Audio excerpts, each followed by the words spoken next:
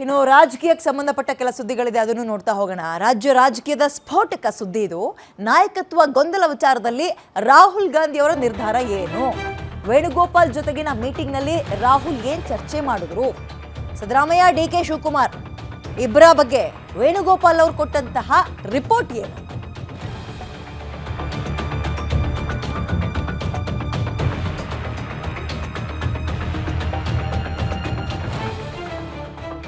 ಸಿದ್ದರಾಮಯ್ಯ, ಡಿ.ಕೆ. ಶಿವಕುಮಾರ್ ಬಗ್ಗೆ ವೇಣುಗೋಪಾಲ್ ಅವರು ಕೊಟ್ಟ ಸ್ಟೇಟ್ಮೆಂಟ್ ಏನು? ರಾಹುಲ್ ಕೊಟ್ಟ ಮೆಸೇಜ್ಗೆ ಸಿದ್ದುಗೆ ಆ ಮೆಸೇಜ್ ತಲುಪೇ ಬಿಡ್ತಾ?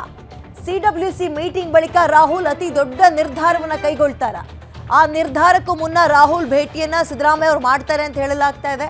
ರಾಹುಲ್ ಮುಂದೆ ಟಾಪ್ 10 ವಿಚಾರಗಳನ್ನ ಸಿದ್ದರಾಮಯ್ಯ ಪ್ರಸ್ತಾಪ ಮಾಡ್ತಾರಂತೆ. ರಾಹುಲ್ ಎದುರು ಸಿದ್ದರಾಮಯ್ಯ ಅವರು ಹಾಗಾದ್ರೆ 10 ವಿಷಯಗಳು ಏನು ಪ್ರಸ್ತಾಪ ಮಾಡ್ತಾರೆ? ಏನು ಸಿದ್ದರಾಮಯ್ಯ ಅವರ ಅಜೆಂಡಾ ಏನು? ಗ್ಯಾರಂಟಿ ನ್ಯೂಸ್ನಲ್ಲಿ ಎಕ್ಸ್ಕ್ಲೂಸಿವ್ ಅಪ್ಡೇಟ್ ಅನ್ನು ನೋಡ್ತಾ ಹೋಗೋಣ. ಈ ಕುರ್ಚಿ ಕಿತ್ತಾಟ ಅಂತೂ ಮುಗಿಯದ ಹೋರಾಟ ಆಗ್ತಾ ಇದೆ. ನಾ ಕೊಡೆ ನೀ ಬಿಡೆ, ಹೈಕಮಾಂಡ್ ಮಾತ್ರ ಸಿಗಾಕಬಿಟ್ಟಿದೆ ಮಧ್ಯದಲ್ಲಿ. ಇದರ ನಡುವೆ ಏನೋ ಸಿದ್ದರಾಮಯ್ಯ ಅವರು ರಾಹುಲ್ ಗಾಂಧಿ ಅವ್ರನ್ನ ಮೀಟ್ ಮಾಡ್ತಾರೆ. CWC ಮೀಟಿಂಗ್ ಮುಂಚೆಯೇ ಒಂದು ಸ್ವಲ್ಪ ವಿಚಾರಗಳನ್ನ ಪ್ರಸ್ತಾಪ ಮಾಡ್ತಾರಂತೆ. ಏನೇನು ಇರ್ಬೋದು ಅನ್ನೋದನ್ನ ನಾವು ನೋಡ್ತಾ ಹೋಗೋಣ. ಟಾಪ್ 10 ಅಜೆಂಡಾಗಳು ಸಿದ್ದರಾಮಯ್ಯ ಅವರಿಗೆ ಏನಿದೆ ಹಾಗಾದ್ರೆ ನೋಡಿ. 2 ವರ್ಷ 8 ತಿಂಗಳಲ್ಲಿ ಸರ್ಕಾರದ ಸಾಧನೆ, ನಾನು ಅಧಿಕಾರಕ್ಕೆ ಬಂದ್ಮೇಲೆ CM ಆದ್ಮೇಲೆ ಏನೇನು ಮಾಡಿದ್ದೀನಿ ಅಂತ 2 ವರ್ಷ 8 ತಿಂಗಳ ಸಾಧನೆಯನ್ನ ರಾಹುಲ್ ಅವ್ರ ಗಮನಕ್ಕೆ ತರೋದು. ನಾಯಕತ್ವ ಬದಲಾವಣೆ ಮಾಡಿಬಿಟ್ರೆ ರಾಹುಲ್ ಜಿ ನೀವು ಏನೇನಾಗುತ್ತೆ ಗೊತ್ತಾ ಅಂತ ಪರಿಣಾಮಗಳನ್ನ ವಿವರಿಸೋದು. 3ನೇದು ಶಾಸಕರ ಸಂಖ್ಯಾಬಲ, ಸಚಿವರ ಬಲ ಯಾರ ಪರ ಇದೆ ಅನ್ಕೊಂಡಿದ್ದೀರಿ? ನನ್ನ ಪರನೇ, ಬಂದು ಕೇಳಿಬೇಕಾರಿಲ್ಲಿ ಒಂದ್ಸಲ ಅಂತ. ಅತಿ ದೊಡ್ಡ ಮತ ಬ್ಯಾಂಕ್ ಅಹಿಂದಾಗಿದೆ. ಆ್ಯಂಡ್ ಅಹಿಂದ ಲೀಡರ್ ಯಾರು? ನಾನೇ ಅಂತ ಅವರಿಗೆ ಇನ್ನೊಂದ್ಸಲ ನೆನಪು ಮಾಡಿಕೊಡೋದು. MB ಪಾಟೀಲ್, ಖಂಡ್ರೆ, SS ಮಲ್ಲಿಕಾರ್ಜುನ್ ಸೇರಿ ಲಿಂಗಾಯತರ ಬಲ ಕೂಡ ನನಗೆ ಇದೆ. ನಾಯಕತ್ವ ಬದಲಾವಣೆಯಿಂದ ಜಿಲ್ಲಾ ಪಂಚಾಯತ್ ಹಾಗೂ ತಾಲೂಕ್ ಪಂಚಾಯಿತಿಯ ಮೇಲೆ, ಅಂದರೆ ಈಗ ಲೋಕಲ್ ಎಲೆಕ್ಷನ್ ಬರ್ತಾ ಇದ್ದಾವಲ್ಲ, ಅದ್ರ ಮೇಲೆ ಎಫೆಕ್ಟ್ ಆಗಿಬಿಡುತ್ತೆ. 2028ರ ವಿಧಾನಸಭಾ ಚುನಾವಣೆ ಮೇಲೆ ಆಗುವಂತಹ ಪರಿಣಾಮಗಳೇನು ಗೊತ್ತಾ ರಾಹುಲ್ ಜಿ? ಬದಲಾವಣೆ ಮಾಡಲೇಬೇಕು ಅಂದರೆ ಅಹಿಂದ ನಾಯಕರಿಗೆ CM ಪಟ್ಟವನ್ನು ಕೊಡಬೇಕಾಗುತ್ತೆ. ನೀವು ಲಿಂಗಾಯತ ಸಮುದಾಯಕ್ಕೆ KPCC ಅಧ್ಯಕ್ಷ ಪಟ್ಟವನ್ನು ಕೊಡಬೇಕಾಗುತ್ತೆ. ಈಗ ನನ್ನೊಬ್ಬನ ಬದಲಾಯಿಸಿದ್ರಿ ಅನ್ಕೊಳ್ಳಿ, ಕಂಪ್ಲೀಟ್ ಸಿಸ್ಟಮ್ನೇ ಬದಲಾಯಿಸಬೇಕಾಗುತ್ತೆ. ಈ ತೊಂದರೆ ತಗೊಳ್ತೀರಾ? ಯಾಕೆ ಬೇಕು? ಬೇಡ, ನಾಯಕತ್ವ ಬದಲಾವಣೆ ಈಗಲೇ ಬೇಡ ಅಂತ ವಿಚಾರಗಳನ್ನು ಪ್ರಸ್ತಾಪ ಮಾಡ್ಬೋದು. ಓಕೆ, ಇದ್ರ ಬಗ್ಗೆ ಮತ್ತಷ್ಟು ವಿವರಣೆಯನ್ನ, ವಿಶ್ಲೇಷಣೆಯನ್ನ ನನ್ನ ಕೈಲಿಗೆ ಮಾರುತಿ ನೀಡ್ತಾರೆ. ಮಾರುತಿ, ಸಿದ್ದರಾಮಯ್ಯ ಅವರು ರಾಹುಲ್ ಗಾಂಧಿ ಅವ್ರನ್ನ ಭೇಟಿ ಆದ್ರೆ ಏನೆಲ್ಲ ವಿಚಾರಗಳನ್ನ ಪ್ರಸ್ತಾಪ ಮಾಡ್ಬೋದು ಅನ್ನೋದ್ರ ಬಗ್ಗೆ ನಾವು ಮಾತಾಡ್ತಾ ಇದ್ವಿ. ನಿಮ್ಗೆ ಏನ್ ಅನ್ಸುತ್ತೆ? ಅಂಡ್ ಇವರ ಈ ಒಂದು ಕಂಡೀಷನ್ಗಳಿಗೆ ರಾಹುಲ್ ಗಾಂಧಿ ಅವರು ಒಪ್ಕೊಳ್ತಾರೆ, ಮನವರಿಕೆ ಆಗ್ತಾರೆ ಅನ್ಸುತ್ತಾ? ಡಿ.ಕೆ. ಶಿವಕುಮಾರ್ ಅವರ ವಿಚಾರ ಏನಾಗ್ಬೋದು ಇದರಲ್ಲಿ? ಡೀಟೇಲ್ಸ್ ಕೊಡೋದಾದ್ರೆ ವಿದ್ಯಾ, ಈಗ ರಾಜ್ಯದಲ್ಲಿ ಸೃಷ್ಟಿಯಾಗಿರುವಂತಹ ಈ ಎಲ್ಲ ಗೊಂದಲಗಳಿಗೂ ತೆರೆ ಎಳೆಯಬೇಕು ಅಂತ ಹೇಳಿದ್ರೆ ರಾಹುಲ್ ಗಾಂಧಿ ಅವರು ಒಂದು ನಿರ್ಧಾರವನ್ನು ತೆಗೆದುಕೊಳ್ಬೇಕಾಗುತ್ತೆ. ಯಾಕಂತ ಹೇಳಿದ್ರೆ ಈ ಪ್ರಕರಣ ಈಗ AICC ಅಧ್ಯಕ್ಷರಾಗಿರುವಂತಹ ಮಲ್ಲಿಕಾರ್ಜುನ್ ಖರ್ಗೆ ಅವರ ಮುಂದೆನೂ ಕೂಡ ಹಲವು ಬಾರಿ ಹೋಗಿತ್ತು. ಅವರು ಕೂಡ ಪರಿಹಾರವನ್ನು ಕಂಡುಕೊಳ್ಳೋದ್ರಲ್ಲಿ ವಿಫಲರಾದರು.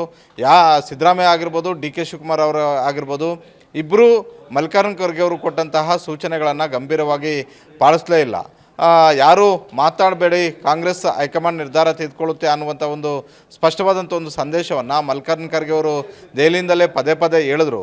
ಕರ್ನಾಟಕಕ್ಕೆ ಬಂದಾಗ ಪದೇ ಪದೇ ಈ ವಿಚಾರವನ್ನು ಪುನರುಚ್ಚಾರ ಮಾಡಿದ್ರು ಕೂಡ ಎರಡೂ ಬಣಗಳಿಂದ ಆ ಹೇಳಿಕೆಗಳನ್ನು ನಿಯಂತ್ರಣ ಮಾಡೋದಕ್ಕೆ ಸಾಧ್ಯವಾಗಲೇ ಇಲ್ಲ. ಹೀಗಾಗಿ ಅನಿವಾರ್ಯವಾಗಿ ರಾಹುಲ್ ಗಾಂಧಿ ಅವರು ಎಂಟ್ರಿ ಆಗಲೇಬೇಕಾಗಿರುವಂಥ ಒಂದು ಪರಿಸ್ಥಿತಿ ಈಗ ರಾಜ್ಯ ಕಾಂಗ್ರೆಸ್ನ ನಾಯಕತ್ವದ ವಿಚಾರದಲ್ಲಿದೆ. ಹೀಗಾಗಿ ಇವತ್ತು CWC ಮೀಟಿಂಗ್ಗೆ ತೆರಳಿರುವಂತಹ ಮುಖ್ಯಮಂತ್ರಿ ಸಿದ್ದರಾಮಯ್ಯ ಅವರಿಗೆ ರಾಹುಲ್ ಗಾಂಧಿ ಅವರು ಸಿಕ್ಕಿದ್ದೆ ಆದರೆ ಬಹುತೇಕ ರಾಜ್ಯದಲ್ಲಿ ಆಗ್ತಿರುವಂತಹ ರಾಜಕೀಯ ವಿದ್ಯಮಾನಗಳ ಬಗ್ಗೆ ಚರ್ಚೆ ಆಗೇ ಆಗುತ್ತೆ. ಇದಕ್ಕೂ ಮೊದಲು ವೇಣುಗೋಪಾಲ್ ಅವ್ರ ಜೊತೆ ಸುದೀರ್ಘವಾಗಿ ಚರ್ಚೆ ಮಾಡಿದ್ದಾರೆ.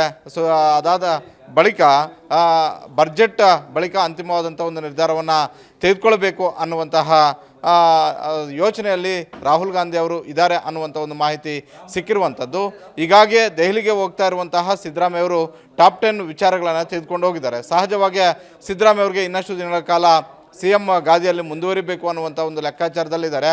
ಜೊತೆಗೆ ಒಂದು ವೇಳೆ ರಾಹುಲ್ ಗಾಂಧಿ ಅವರು ಅನಿವಾರ್ಯವಾಗಿ ಬಹುದೊಡ್ಡದಾದಂಥ ಒಂದು ನಿರ್ಧಾರವನ್ನು ತೆಗೆದುಕೊಂಡಿದ್ದೆ ಆದರೆ ನಾನು ಯಾವ ವಿಚಾರಗಳನ್ನು ಪ್ರಸ್ತಾಪವನ್ನು ಮಾಡಬೇಕು, ನನ್ನ ಹಿಂದೆ ಇರುವಂತಹ ನಾಯಕರುಗಳಿಗೆ, ನನ್ನನ್ನು ಸಪೋರ್ಟ್ ಮಾಡಿದಂಥ ನಾಯಕರಿಗೆ ಯಾವ ರೀತಿಯಾಗಿ ಅವ್ರಿಗೆ ಹದ್ದುಬಸ್ತಿನ ಸ್ಥಾನಗಳನ್ನು ಕೊಡಬೇಕು, ಜೊತೆಗೆ ಯಾವ ಕಾರ್ಡನ್ನು ಪ್ಲೇ ಮಾಡಿದ್ರೆ ನಾನು ಇನ್ನಷ್ಟು ತಿಂಗಳ ಕಾಲ ಮುಂದುವರಿಬೋದಂತ. ಸಹಜವಾಗಿ ಸಿದ್ದರಾಮಯ್ಯ ಅವರು ಈ ಅವಧಿ ಕಂಪ್ಲೀಟ್ ಮಾಡಬೇಕು ಅನ್ನುವಂಥ ಒಂದು ಮನಸ್ಸಲ್ಲೇ ಇದ್ದಾರೆ. ಆದರೆ ಮಲ್ಲಿಕಾರ್ಜುನ ಖರ್ಗೆ ಅವರು ಸೇರಿದಂತೆ DK ಶಿವಕುಮಾರ್ ಸೇರಿದಂತೆ ಹಲವರ ಅಪಸ್ವರ ಮತ್ತು ಅಸಮಾಧಾನ ಇದ್ದೇ ಇರೋದ್ರಿಂದ ಬಹುತೇಕ ಏನಾದರೂ ಅಂಥ ಒಂದು ನಿರ್ಧಾರಗಳನ್ನು ತೆಗೆದುಕೊಂಡಿದ್ದೆ ಆದರೆ ಯಾವ ಪರಿಣಾಮಗಳು ಆಗಬಹುದು ಅನ್ನುವಂತಹ ವಿಚಾರಗಳನ್ನು ವಿವರಣೆ ಕೊಡೋದಕ್ಕೆ ಟಾಪ್ 10 ವಿಚಾರಗಳನ್ನು ಇಟ್ಕೊಂಡು ಅಜೆಂಡಾವನ್ನು ರೆಡಿ ಮಾಡಿಕೊಂಡೇ ದೆಹಲಿಗೆ ಹೋಗಿದ್ದಾರೆ ಅನ್ನುವಂಥ ಒಂದು ಮಾಹಿತಿ ಸಿಗ್ತಾ ಇದೆ ವಿದ್ಯಾ. ಒಟ್ಟಾರೆ ರಾಹುಲ್ ಗಾಂಧಿ ಅವರು ಸಿಕ್ಕಿದ್ದೇ ಆದರೆ ಎಲ್ಲವೂ ಕೂಡ ಚರ್ಚೆ ಆಗುತ್ತೆ Vidya. Okay, thank you Maruti ಡೀಟೇಲ್ಸ್ಗೆ. ಸಂಕ್ರಾಂತಿ ಕಳೆದ ಮೇಲೆ ನಿಜವಾದ ಉತ್ತರಾಯಣ ಕಾಲ ಯಾರಿಗೆ ಆರಂಭ ಆಗುತ್ತೆ ಅನ್ನೋದು ಬಹಳ ಕುತೂಹಲ ಮೂಡಿಸ್ತಾ ಇದೆ.